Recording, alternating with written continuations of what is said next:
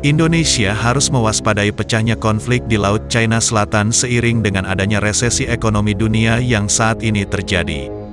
Konflik LCS diprediksi akan menyeret banyak negara yang memiliki kepentingan terhadap keberadaan geostrategis di perairan tersebut.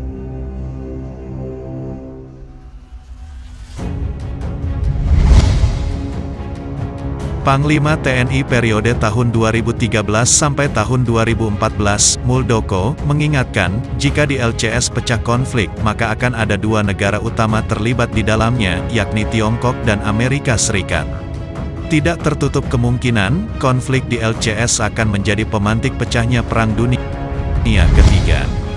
Indonesia diharapkan tidak ikut terseret dalam konflik Laut China Selatan. Saya memandang Indonesia harus tetap perlu sebagai negara yang netral dan tidak terseret ke dalam konflik itu, kata Muldoko, dalam webinar Purnomo Yusgiantoro Center bertema, Geopolitik Energi di Laut Cina Selatan, Kekuatan Diplomasi, di Jakarta, Sabtu, tanggal 20 Juni tahun 2020.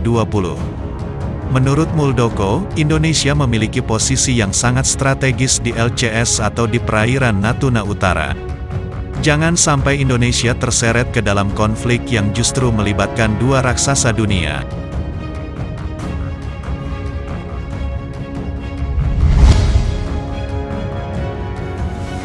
Saat ini, yang bisa dilakukan Indonesia, salah satunya dengan memperkuat posisi geopolitik di konflik LCS. Mengingat, Indonesia merupakan salah satu negara yang memiliki kekuatan SDA yang dibutuhkan Amerika Serikat dan Tiongkok.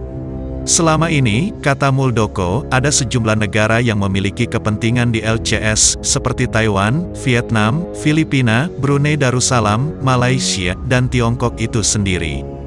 Pecahnya konflik di LCS akan menyeret AS sebagai negara yang juga memiliki kepentingan di perairan LCS. Adapun yang terjadi di Tiongkok, justru situasi ini dipergunakan untuk memperkuat nasionalismenya. Sementara, LCS sebagai pembenaran bagi AS dan menganggap sebagai momentum untuk menekan Tiongkok, tandas Muldoko. Pendiri PYC dan pionir Universitas Pertahanan Indonesia, Purnomo Yusgiantoro, mengingatkan, berbicara konflik LCS setidaknya ada dua sudut pandang yang bisa dilihat Indonesia.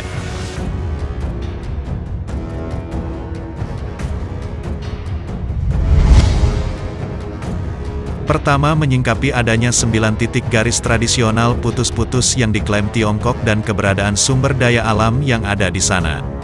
Saat ini, diingatkan Purnomo, sudah ada 3 kapal induk Amerika yang berada di sekitar perairan tersebut. Sedikitnya, 1 kapal induk Amerika sudah membawa 60 pesawat tempur di LCS. Tiongkok juga menurunkan kekuatannya. Kalau berbicara dari sisi soft power, upaya ASEAN sempat terhenti sejak ada COVID-19. Di satu sisi ada soft power, di satu sisi ada hard power. Kaitannya dengan Indonesia, sebetulnya kita tidak terlibat dalam tumpang tindih ini. Namun, kita dekat sekali dengan wilayah LCS, kata Purnomo. Menurut Purnomo, Indonesia tidak tinggal diam melihat adanya pergeseran kekuatan militer menuju ke LCS.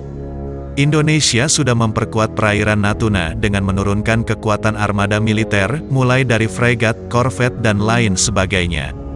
Kekuatan kita sendiri di Natuna, telah menurunkan fregat, korvet dan pesawat tempur di samping kekuatan darat kita ada di sana.